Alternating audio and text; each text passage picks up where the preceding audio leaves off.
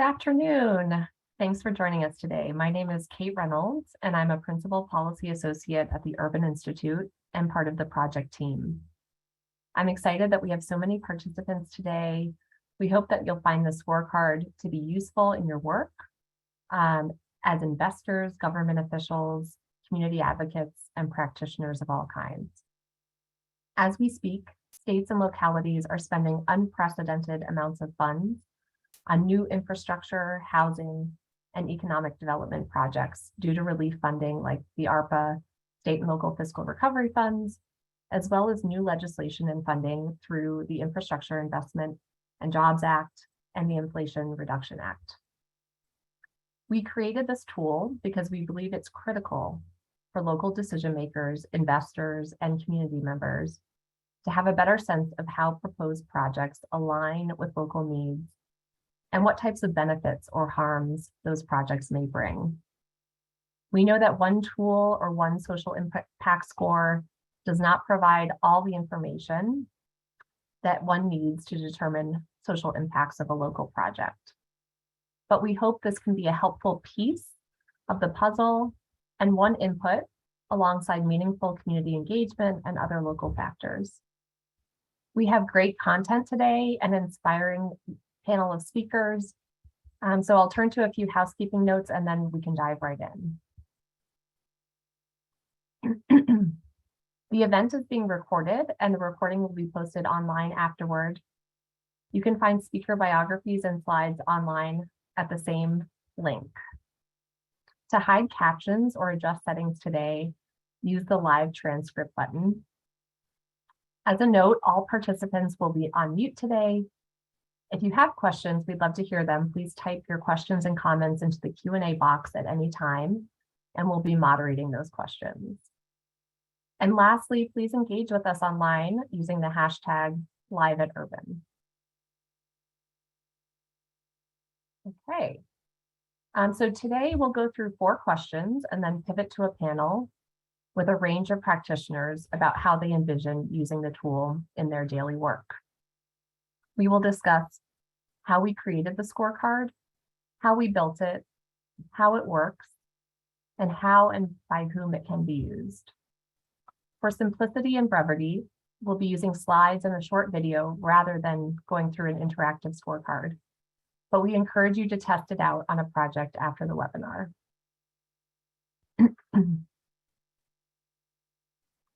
So why we created the scorecard?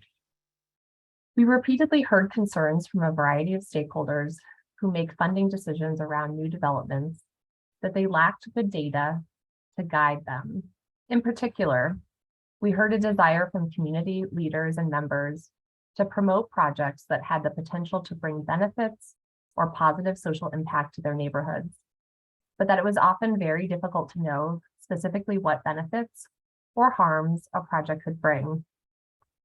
When faced with choices about what to do with vacant land or a redevelopment opportunity, or how to prioritize ARPA or IJA funds, for instance, community members, city leaders, and funders needed tools to be able to compare projects being proposed. To that end, we created this tool to help local stakeholders of all kinds: investors, neighborhood leaders and advocates, local government officials, and community members to evaluate projects, but also to help developers iterate in their early planning to think through ways to make a project more impactful.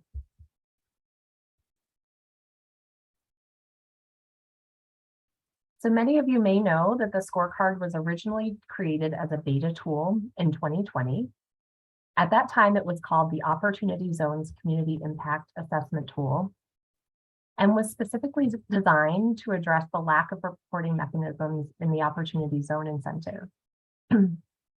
We beta tested our OZ tool for 1.5 years, and in that time had over 600 unique entries. We collected data on the types of projects being assessed and gathered feedback about the usability of the tool with the goal of relaunching a revamped version. We learned a lot along the way and realized the tool has applications outside of the OZ context. To that end, we redesigned the new Capital for Communities Scorecard with an expansion of the content of the tool outside of the OC context, created improved usability features, and a stronger orientation toward promoting racial equity outcomes. With this, I'll pass it over to another member of our project team, Martha Fedorowicz. She's a policy associate with Urban, and we'll talk more about how the scorecard works. Thanks, Martha. Thank you so much, Kate. All right, so as Kate alluded to, we wanted to create a tool that could be used to evaluate the potential social impact of projects across a broad range of project types, local markets, and local priorities. In particular, we knew that it could be difficult for local governments or residents to make choices between projects offering very different benefits. For example, housing versus new commercial retail versus lots of new jobs. And we wanted to create a tool that could make apples to apples comparisons across project types using a single overall project score. We also wanted it to be able to assess projects in light of the local context in which they are being built. I'll share more about this component in a moment. Using the scorecard is fairly straightforward. At the beginning of the scorecard, the user enters basic information about the project, like its name, location, who the project sponsor is, and the type and amount of financing sought.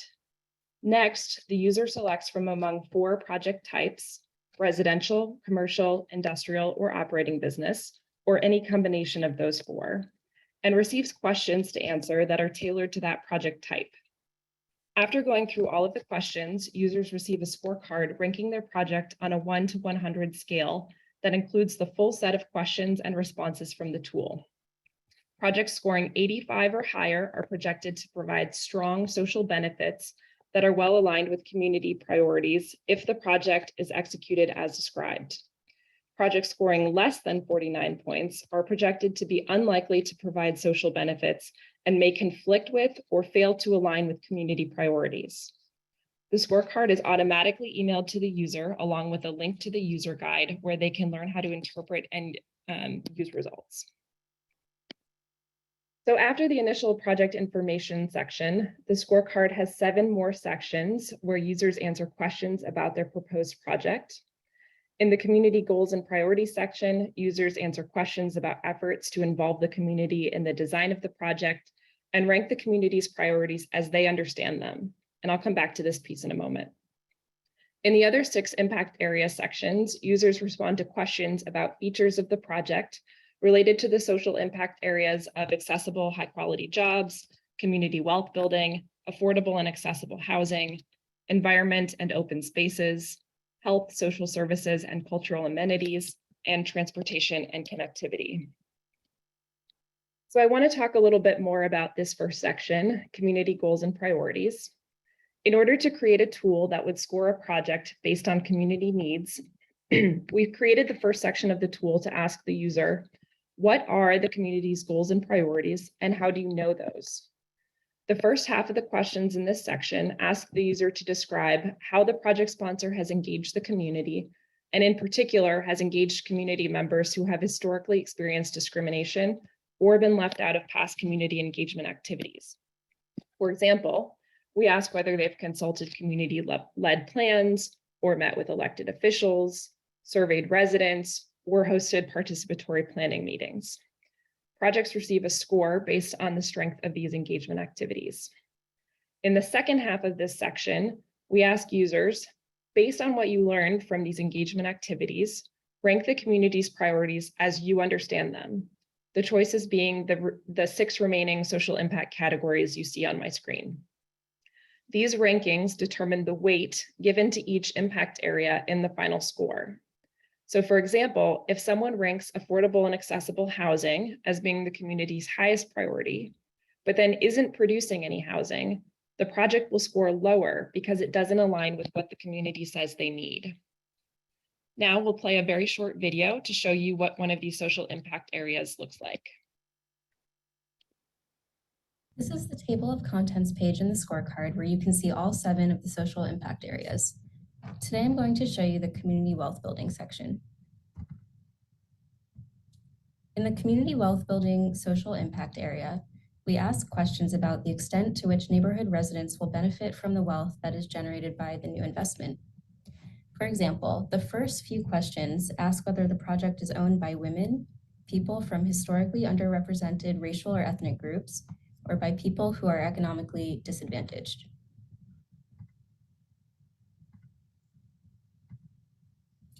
You can see here that we've included a tooltip for the term economically disadvantaged to clarify how we're using this term. There are similar tooltips throughout the scorecard. The next few questions in this section ask about small business status and contracting and sourcing.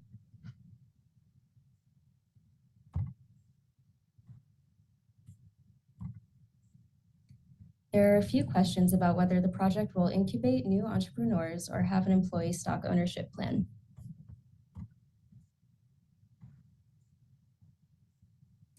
The final set of questions in this section are about whether the project has the potential to displace small businesses or create space for new small businesses. This question asking about displacement is what we call a harm question, meaning that an affirmative answer will deduct points from your score because your response indicates that your project has the potential to create community harm.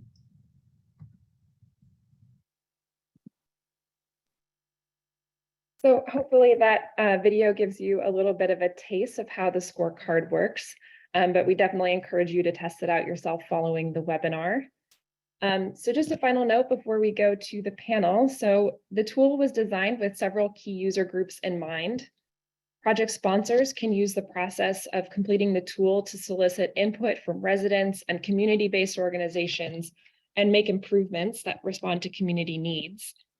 Mission-driven investors can request a completed scorecard from project sponsors to evaluate the potential social impact of their investments or to seek out new investments with the potential to deliver strong social impacts.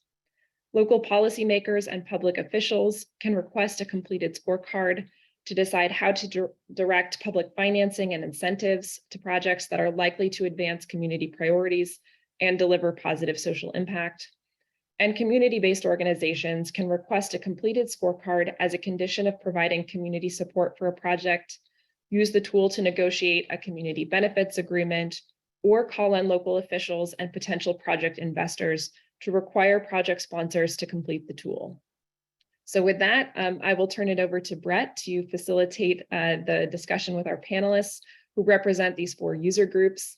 As a reminder, if you have any questions about how the scorecard works, please feel free to put them in the Q&A box and we'll do our best to respond to them.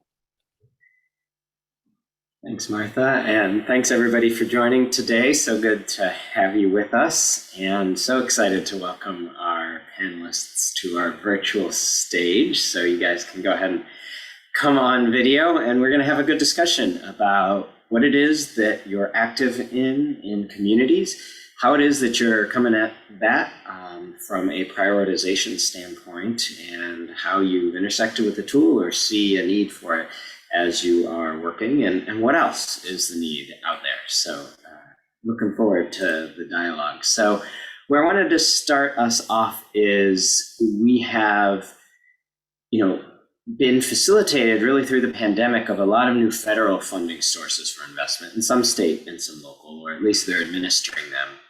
But now we also have some economic headwinds, in particular higher interest rates as they're trying to finance deals. So as you look in your community, as you're doing work, what do you see in regards to investments and gaps from where you sit, representing perspective of the sector that you're working in, especially as it attaches to the equitable nature of community development that we're interested in here? So who wants to start? Zav, you're off mute, so you get to go first. Okay, well, Brett, thanks for the question, and great to be with all of you in conversation today. I'm thinking my colleagues, my fellow guests, will have a lot more to offer about what they're seeing at the local level. I'm looking across regions of the country, sort of nationally across sectors.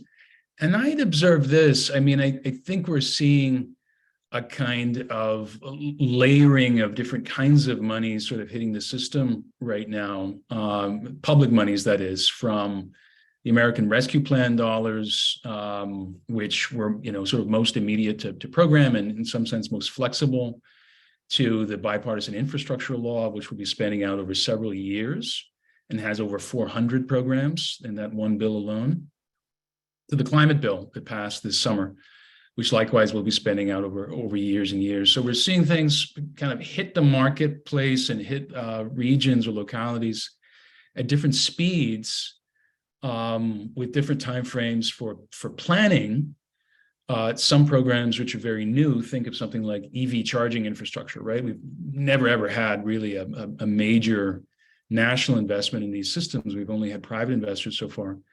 So things that we haven't had to think about before, alongside very traditional systems for road building and road repair and drinking water upgrades and broadband expansion and other things. So this to say, I think there's a wide mix.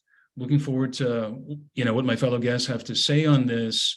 But one of the things that I think presents a tremendous opportunity here, and one of the reasons this new scorecard is so exciting, is that private investors too, including those in the bond markets and through other instruments, are hungry for reliable, increasingly standardized tools that enable them to understand how their dollars are landing and whether they're consistent with principles of environmental, social, and governance standards, or impact investing, or other definitions that might apply. I hope that's helpful as a start.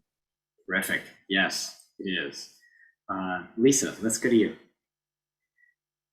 Sure. Thanks, Brett, for having me on today. I'm happy to be here. First of all, I think to answer your question, I applaud the emphasis the public sector has put on infrastructure and community development during this time. That's been very helpful.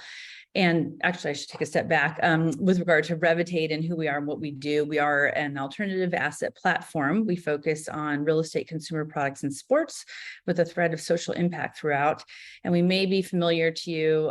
We're launching our fourth Opportunity Zone Fund, Rev Impact. We may be familiar to you under our other name, Revaz Capital. We've rebranded.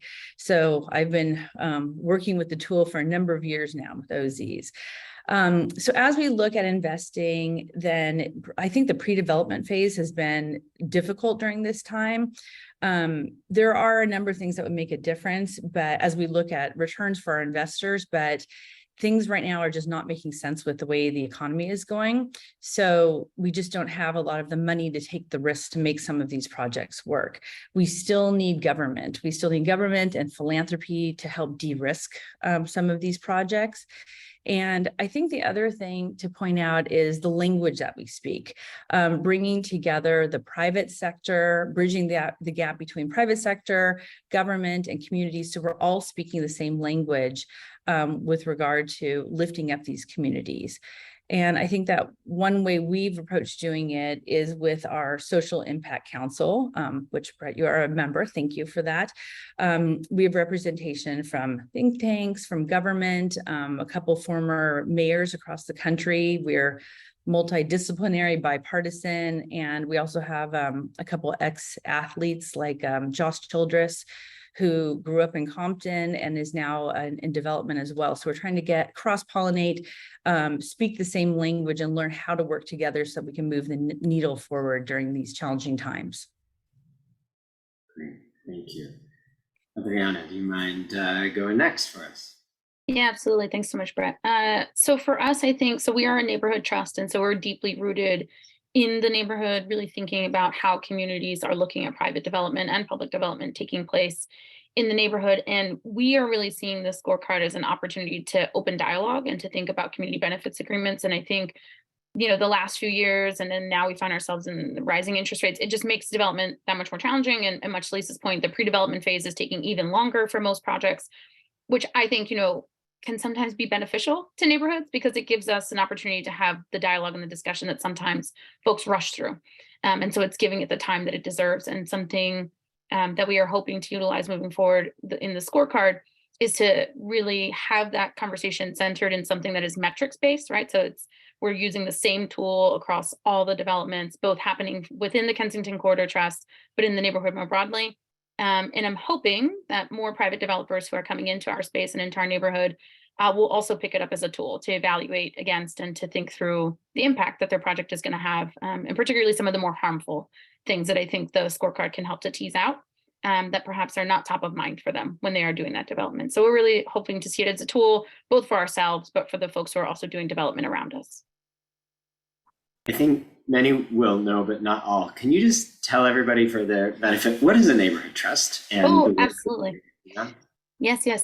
So a neighborhood trust is a 501c3 hybrid construct with a perpetual purpose trust. And I know that sounded like a mouthful, so I'll unpack that a tinge. You're all very familiar with nonprofits, my hope. 501c3, charitable purpose entity. Oftentimes in neighborhoods that are doing development, it'll look like a CDC, so a Community Development Corporation. So we have a 501c3, and it is legally tied to a perpetual purpose trust, which is another legal entity type. It does not have charitable purpose on its own, but does have charitable purpose through designation from the 501c3. And what the trust does is to take private funds, primarily from foundations at this point, and purchase real estate on the commercial market, so traditional MLS, put it into a trust for the neighborhood to directly govern and control. It is built to do two primary things. One is preserve local control and ownership over those assets. And the second is to preserve affordability in the neighborhood. So it's an anti-gentrification, anti-displacement tool. Yeah, a new creative alternative way to try to accomplish development in an equitable way in neighborhoods. We've gotten the chance to write up some of these new models. There are a few floating out there. I'll put a link in the chat. But Sharon, let's come to you, local government and your perspective and what you're seeing and needing here. Yeah, well, thanks for the invitation. Sharon Carney, I'm in the Deputy Mayor's Office for Planning and Economic Development in Washington, D.C. You know, we are definitely starting to see some of the implications of rising interest rates, particularly in affordable housing deals. So that is, I do think, some cause for concern. But in terms of other gaps, one area where we do see that is in food, particularly grocery stores and underserved areas. The tool was quite exciting. We were something of an early adopter, I think, for the beta version of the scorecard. And we're able to use that in the opportunity zone context. And so I do think that it has a lot of promise to be useful in informing discretionary place-based investments, particularly for programs that are not focused on a particular area. So where the place has not yet been defined, but sort of resources are available to support place-based projects and investments. So it's very exciting to see that it has evolved. Love it. Thanks, Sharon. And I mean, your department manages a lot of the work around the city. Maybe just give people, they probably have a sense, but it's structured differently in different cities. Give us just a sentence of how your work's situated in DC. Sure. So the Deputy Mayor's Office for Planning and Economic Development is high level responsible for executing the mayor's vision for economic development. We have one unit that manages development of public-owned property, another unit that is focused on supporting operating businesses. And then we oversee a cluster of agencies focused on everything from housing and community development to urban planning, the creative economy, small local business development, the arts. So the scope is broad, and we also work closely with a number of other agencies. Love it. So when we were designing the original OZ tool, now broadened a bit to be the Capital for Communities tool, and we're actually working now with Lotus Jaman and others to create a new version of this that will actually be for municipal bond issuances. But specific to this, I want to get your sense of how you see the different potential purposes playing out. And but what I mean by that is sometimes we have thought the tool can be helpful as actually an input to decision making, where people are actually trying to decide, is this thing better than that thing, and how do I begin to know in some sort of quantifiable way? And we have some compelling anecdotes of people using the tool that way. At other times, it's less a sense that a project sponsor needs to decide something and more a sense that they need to demonstrate something. They need to prove it with some legitimizing purpose to somebody. And maybe they're really intending to do something beneficial, but they need that bona fides, or they need that convincing. But other times it might be neighborhood groups that either are really supportive of something, but or alternatively are opposed to something and want to bring some process to bear. And sometimes I think it's just that this could become a language by which we could discuss project benefits, the extent to which a project produces jobs benefits and for whom versus housing benefits, and of what type and of what nature. And so I'd love where you all sit when you think about this from a case-making perspective, from a decision-making perspective, from an advocacy or mobilization perspective. Where do you see the greatest needs as you sit in your different spaces, and how it is that you see the tool potentially being of an assist in that regard? Whoever wants to start.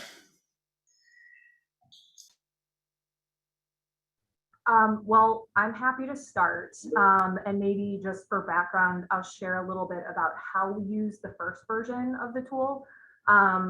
So as I'm sure everybody knows, the Opportunity Zones incentive was established federally, but a lot of, I think most states, including the District of Columbia, sort of automatically conform to the federal tax code. And so those tax benefits were automatically being granted to projects when taxpayers invested in a QOF. And in DC, we felt like we should really have more visibility into that before we're granting tax benefits. And so we used the scorecard. Basically, well, first we decoupled from the federal tax code, so we made a local policy change. Then we used the scorecard as one option for DC taxpayers to basically get become eligible to get the local tax incentive. And so if the projects that the QOF they invested in scored above 75 points, I think it's a 100-point scale, then those would be eligible to allow the taxpayer to get the local tax break. So thinking about this tool as something that is not specific to opportunity zones, we have a number of grant programs and other resources that are intended to support projects in particular areas, but they don't dictate which area necessarily. So one program is called the Neighborhood Prosperity Funds. And what we typically do is offer up some broad guidance to applicants. They have to sort of make the case for why the project will add value to a particular community. And, to be fair, there are existing tools out there. It's not that these don't exist. There's data, we have a long-range comprehensive plan, we have small area plans. There are a lot of things available. But what I like about this tool is that it puts some responsibility on the project sponsor or applicant to say, for this particular area, here is how this project aligns, and it asks them to actually look and find those things that should be informing them. The risk, of course, is that you rely on their interpretation of that, but I do think that it's not the only thing you would rely on. So I think it's really promising for a program like that. Thanks, Sharon. Anyone else want to come in? Brett, I'll dive in. I guess I'm sitting here thinking it depends, and it depends on a few things. Number one, I want to go back to this idea that some of what we're about to build is very emergent. We don't have, to your point, the language. We don't have a well-developed ecosystem of players, especially connected to community development. So clean energy comes to mind. Next generation transportation comes to mind. Let's get away from highways for a second. How about urban charging station? Never really tackled this before, right? You don't have the equivalent of a LISC or an enterprise for EV charging stations, or large-scale urban community solar or whatnot. So not to dwell only on the clean energy stuff or climate action, that's not my point, just that in areas that are more emergent, these tools can help to create that language, help to build in, replicable, reliable standards, things that get used over and over and refined as we go. In other areas, some of which we've touched on so far today, real estate development, including affordable housing development, we have pretty well developed sets of players, language, ways of thinking about things like local hiring and hiring standards, winning contracts, et cetera, et cetera.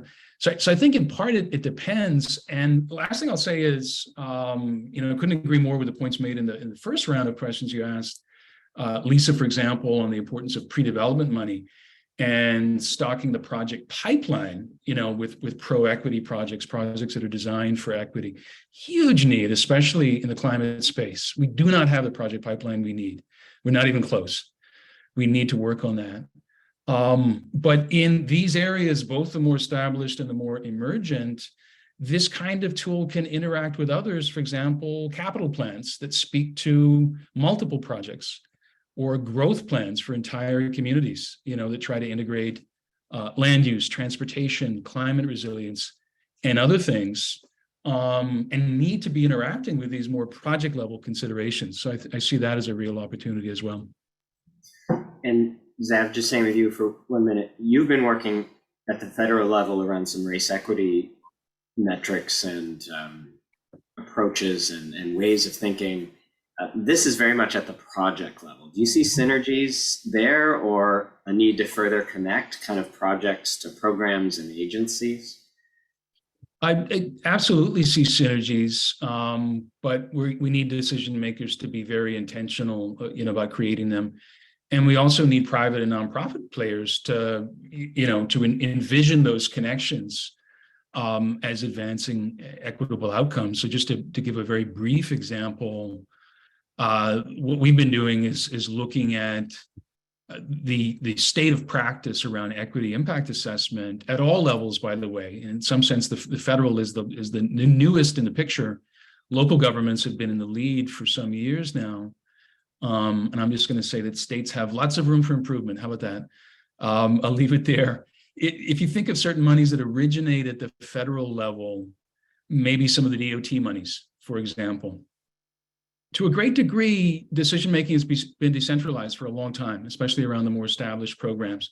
Monies get block granted or otherwise put out in ways that prioritize local and state decision-making.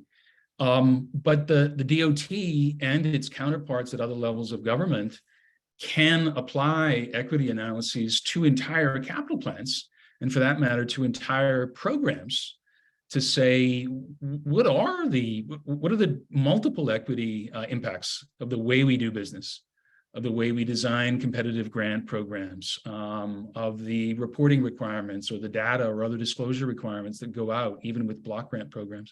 So not to get too technical and in the weeds here, but there's a whole chain, across these multiple levels of government before you even get to the public and private sides of many projects. And I think we absolutely want those larger, more contextual plans and requirements and standards addressing the same kinds of dimensions that you've built in so wonderfully in the scorecard, so that we have a chain in a positive sense, continuously asking, how would any of this capital and what it produces affect equity, and how do we make it easier to do that at the project level, sort of downstream from those sources that I talked about, if that makes sense. It does. It does. Lisa, let's come to you. You guys, everyone obviously has constraints, but you also have flexibility, right? There's not a single county that you have to do all your projects on. You've made some decisions already, but you have some flexibility with respect to asset class or size or scope of projects. And so I'd just love for you to introduce your thinking about how it is that you're deciding what to do where, how a tool, any tool, thinking around equity dimensions can help with that sort of decision making from a private market perspective. Sure, absolutely. Well, I think, our strategy has been to focus in on secondary markets across the country. And we have a couple strategies that we work with. One thing that we do is we work with city and community offices to find the best local developers and project sponsors. So that's, we're getting their feedback, and that's a way that we can get information from these communities about what their needs are as we're making our decisions. And then, as you know, Brett, we've been also also an early adopter in version 1 of your OZ tool scorecard and have used it with every single project from the beginning for the past 4 years. So it's been really great for us because we can see consistency with all of our projects. And at the same time, our entire investment team is trained on the scorecard. So they know when they're working with developers and sponsors, kind of like what questions to ask. So they are speaking the same language. I actually thought it was really exciting to hear what Sharon had to say about how she's using it. Well, if one of us is bottom up and one of us is top down, like we're coming to people with the same language from different areas. And that's, I think, what we want and what will really move the needle with, helping the communities. So that's kind of how we're using it. And it's been fantastic. Thank you. This is not the C4C, iPhone version 14. Like, this is version 2. So we are still caveating and adding every, conditional request for feedback as you all are using it. So, Lisa has given us feedback as you're out there. It's hard work to come up with something that works. Gemenge, I saw your question. Thank you for it. Does it work in urban and rural contexts? Like, does it work in hot markets as well as cold markets? And what about in between? So it's hard work to come up with the definitive set of questions that works across all of these market conditions and also investment types and investment purposes and actors and so forth.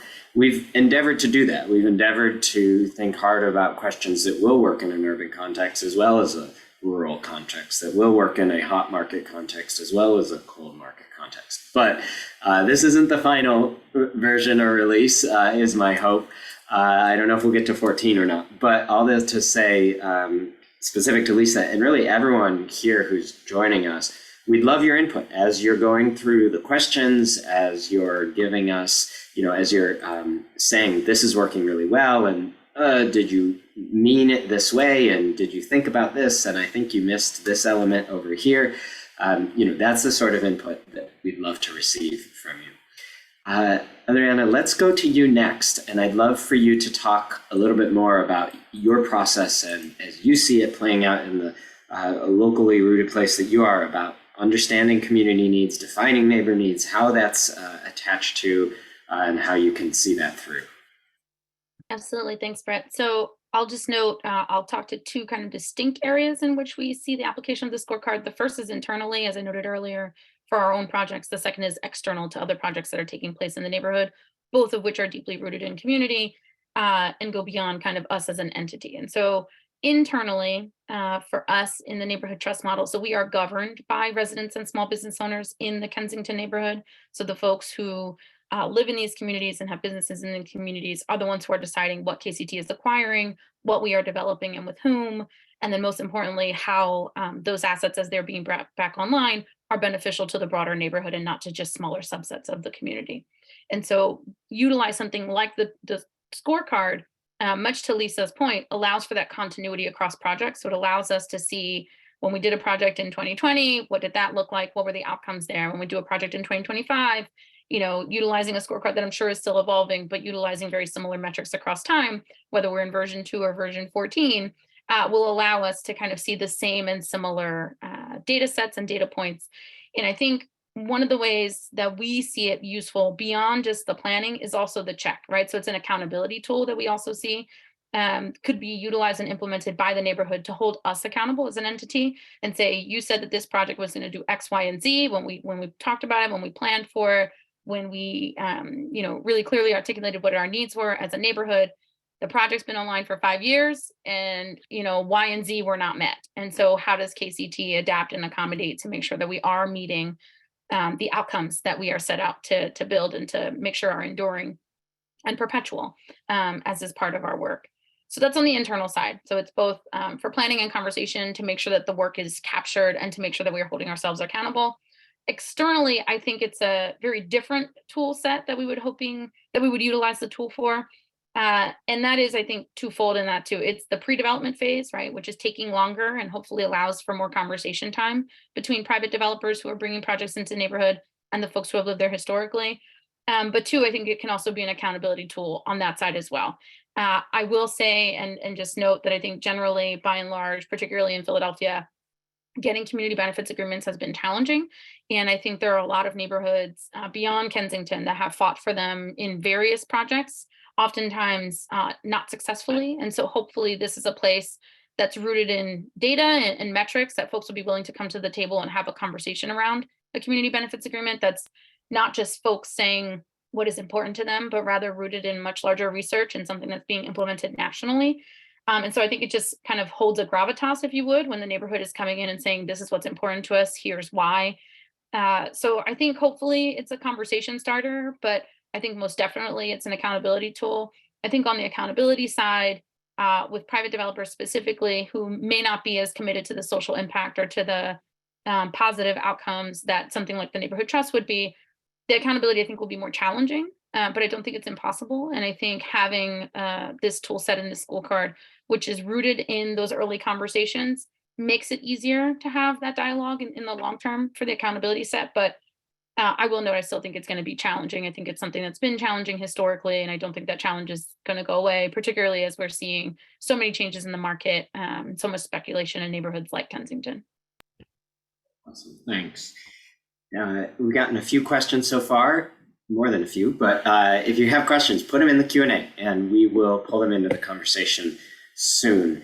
Zav, I wanted to come to you next quickly for a reflection. The old adage is, if you know one philanthropy, you know one philanthropy. But you don't have just the federal government experience, you have that philanthropy experience. And so I'm interested with that lens of, there's a lot of words, equity and inclusion, and what that actually means tangibly in reality is something that people aren't always clear on, or they just have different understandings or definitions of. So I'd love for you to talk through from the vantage point of philanthropy how engagement in something like this could work.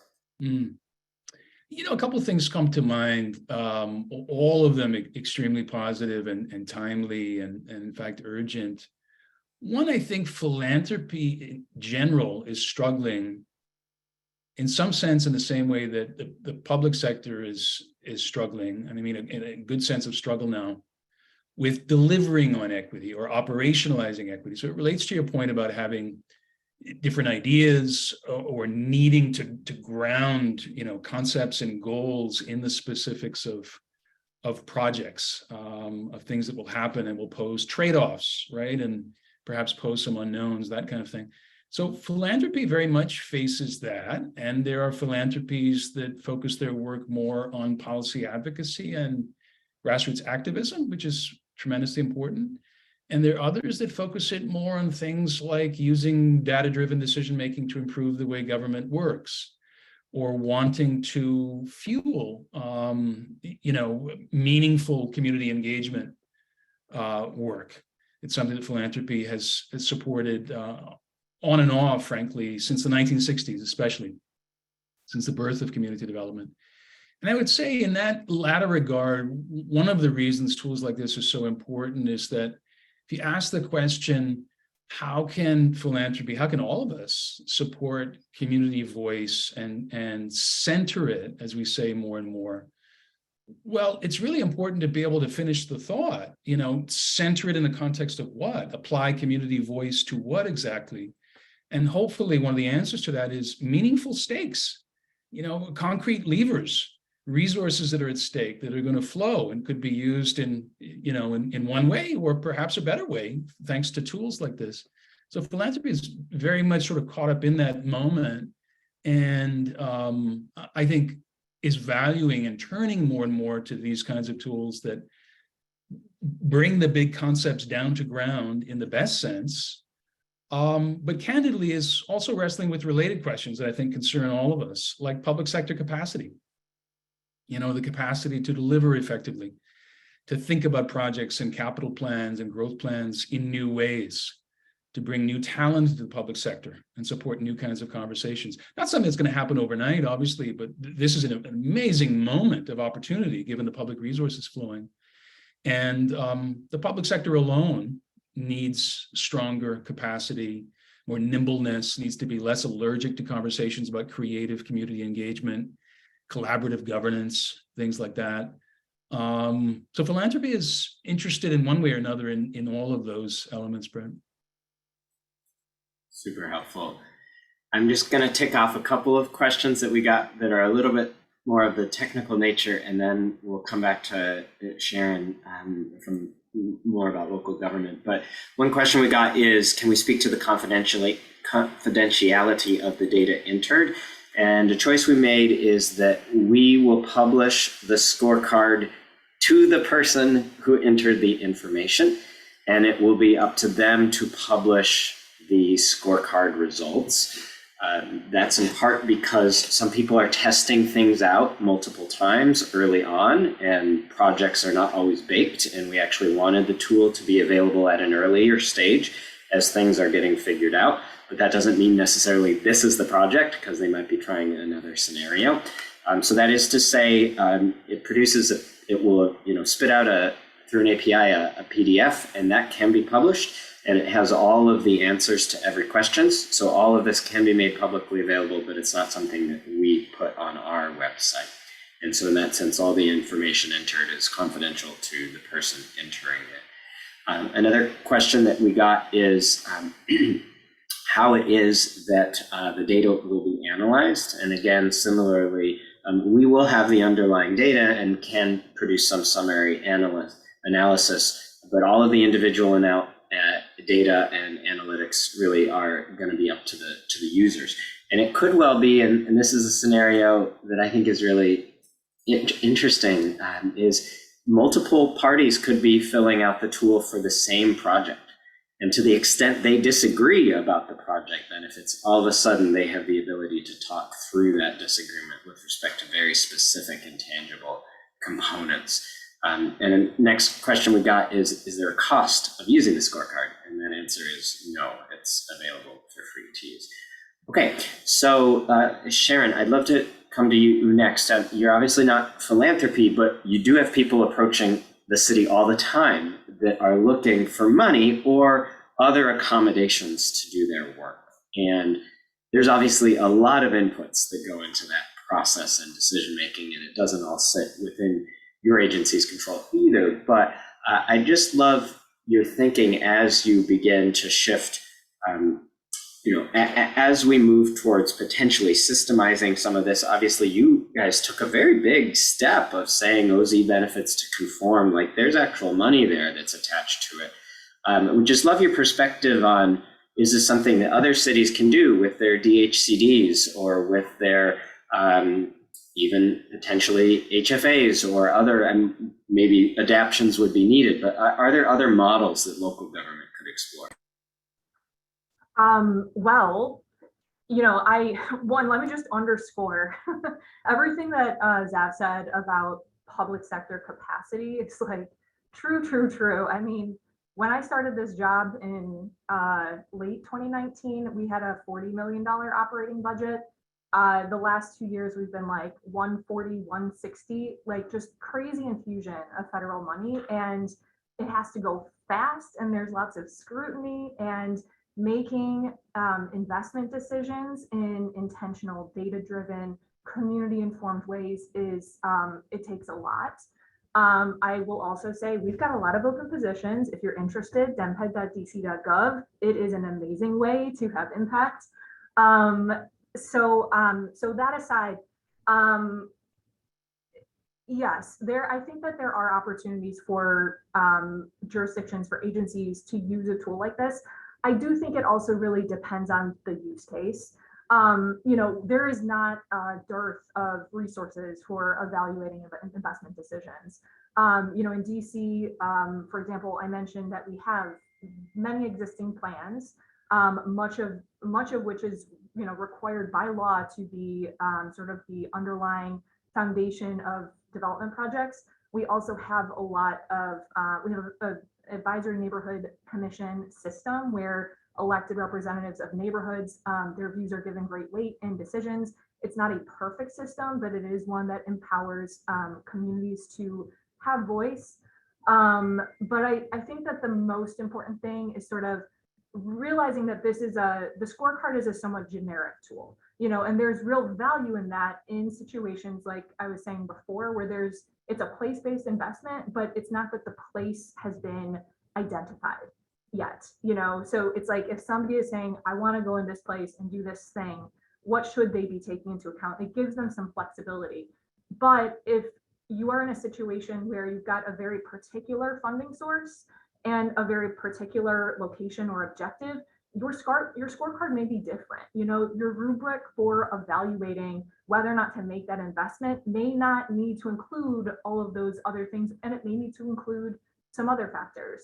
So I think it's a really useful sort of template, ideally one that can be tailored and customized or applied in these situations where you're sort of giving the applicant, the folks asking for money, for investment, for resources, a little bit of flexibility in terms of thinking about what sort of benefits they would deliver to a community.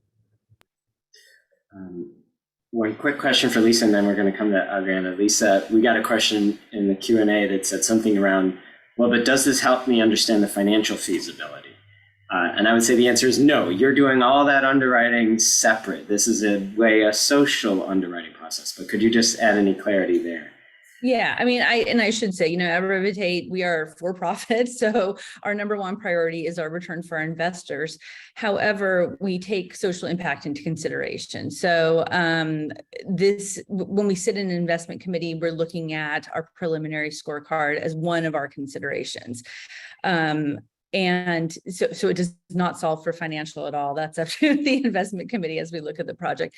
And then one thing, Brett, to add into the question that you received with regard to confidentiality of the results, what we're doing still, because this is we were in beta testing, we're reporting things in aggregate. We are not disclosing information on a project by project basis as well, but we're looking at it from a fund perspective with our individual funds, and then overall as a company as well in aggregate. Awesome. Thanks so much. Adriana, so 30 seconds there. Yeah, please. Just a little annotation to Lisa's point. I love that you used the phrase, Brett, social underwriting.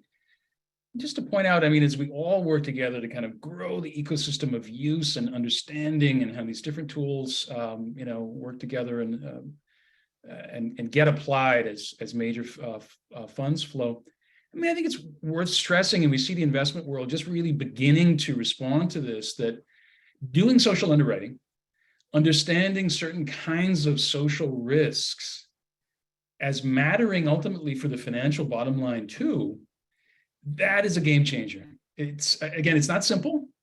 I'm not saying any of this takes the place of a pro forma, obviously, but the sky sort of opened for me years ago when I was interviewing a banker in India about redeveloping very poor communities there. And he said, sure, well, I was doing the underwriting and I interacted with the slum dwellers leadership. That's the phrase as it would be said in India. And we figured out that it dramatically reduced project execution risk. That mattered a lot for us. So they had found a way to literally do social underwriting of community capacity in ways that they understood to be very important for the financials and for the timeline for executing something complex. Not everything will be that straightforward, but I do think the link between the two is just worth pointing out. Thank you for double clicking on that. That was helpful. So, Adriana, let's go to you. We realize no tool is going to solve all investment challenges overnight, and including all processes, which is long and takes time to build that engagement, to really get the diversity of views that are embedded in community rather than the couple of most engaged people. So I'd love for you to talk through other tools, processes, how this could plug in, or just what else is needed out there, because no single thing is solving everything. For sure. No, I appreciate the question, Brett. So for us, I would say when we think about investment, when we think about projects, I think we are actually really thinking about them almost upside down to how traditional development would look at them. So traditional development, right? Like much to Lisa's point, you're looking at the return and you're looking at, is this financially feasible, soluble? And like, yes, we look at those things. That is very important, but it's definitely not the first thing we look at. The first thing we're looking at is like, what is the need? What have folks told us that they want to see on the corridor? What is it that folks want to have ownership and stewardship over? And then how are we creating and curating these spaces, right? And so for us, it's about access. So how are folks accessing these spaces? How are folks accessing KCT? What are the guardrails that we put in place, right? So how are we ensuring that we are protecting these assets long-term, perpetually, affordably, intergenerationally, and that folks acknowledge that it's for them, right? It's being built by them, for them. And then governance. Governance has been critical to our model, critical to understanding not only the need, but the pace of development, right? What do folks want to see and how quickly do they want to see it? What are we prioritizing? Is it one block over another? Is it a type of sector over another? Do we need to bring more residentials online? That I need to bring on commercials? Is there a commercial spot that's been vacant for so long that it doesn't matter what else is happening? I need to drop everything and go figure out how to acquire that. And so it's really just been listening and really making sure that we are centering people. So I loved when Zav was saying, like, we're centering equity, we're centering people, right? And so how do I make sure that we are connecting with the most amount of people possible? We're covering 6 census tracts. There's about 32,000 folks living in those 6 census tracts. I will not pretend to be the person who has spoken to all 32,000 of those people. That's absolutely not the case. But can I get into as many spaces and places as possible? Absolutely. Will I make sure that the folks who are most often heard are still heard, but alongside many others who normally wouldn't engage, right? Normally haven't had the opportunity. And so, yeah, so for us, it's just making sure that we're present, that people can find us, that people know how to get to us, that people understand that there are feedback loops that exist outside of governance. Right now, we are building the governing structure for the Perpetual Purpose Trust, which works, as I noted earlier, in hybrid construct with the governance of the 501c3. And so when we're building out that governance, how are we making sure that as many people as possible know that there's an opportunity to be a part of that body, to make decisions, to hear directly from their neighbors, from their friends, from the folks that they work with, that they're in community with, about what they want, and then making those decisions come to fruition, right? Like building the scale of what is possible in Kensington.